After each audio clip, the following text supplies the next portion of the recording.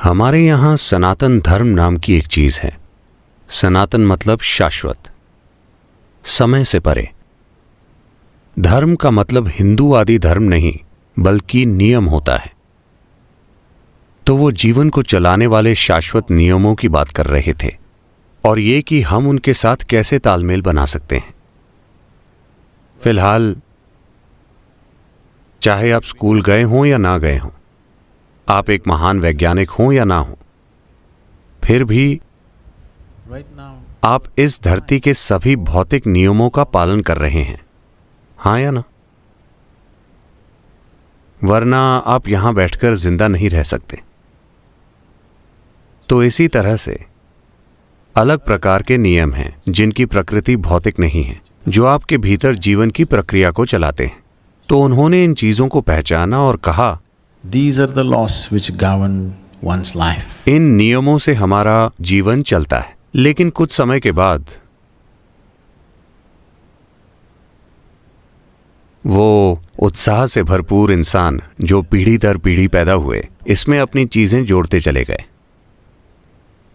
According to the necessity of the day. उस समय के हिसाब से या अपने स्वार्थों के हिसाब से। अलग अलग तरीकों से ऐसा हुआ और लोगों ने कई चीजें जोड़ी, लेकिन मूल रूप से सनातन धर्म बस यही है। उन्होंने इन चीजों को पहचाना कि एक इंसान स्थिर नहीं रह सकता, चाहे वो कुछ भी कर ले। इंसान स्थिर नहीं रह सकता क्योंकि उसमें अपनी मौजूदा स्थिति से कुछ ज्यादा बनने की गहरी इच्छा है। आप इसे रोक नहीं सकते। आप उसे चाहे जो फिलॉसफी सिखाइए, आप इसे रोक नहीं सकते। वो जो भी है, वो अपनी मौजूदा स्थिति से कुछ ज्यादा बनना चाहता है। अगर वो थोड़ा ज्यादा हो जाए तो वो कुछ ज्यादा खोजेगा और फिर कुछ और ज्यादा। तो अगर आप इस पर ध्यान दें तो हर इंसान अचेतन रूप से असीम विस्तार की इच्छा रखता है। तो हर इंसान अचेतन तरीके से असीम प्रकृति या अनंत संभावना की खोज कर रहा है। या दूसरे शब्दों में कहें तो हर इंसान को जानबूझकर या अनजाने में सीमाओं से एलर्जी है।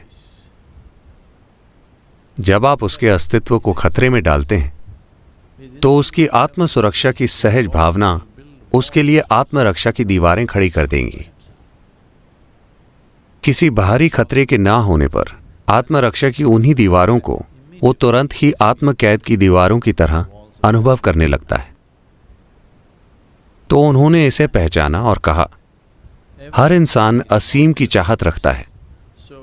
तो सबसे पहली चीज जो आपको करनी चाहिए, जैसे ही एक बच्चे में ठीक ठाक जागरूकता आ जाती है, सबसे पहली चीज जो आप उसके दिमाग में डालते हैं वो ये है कि उसका जीवन मुक्ति के बारे में है।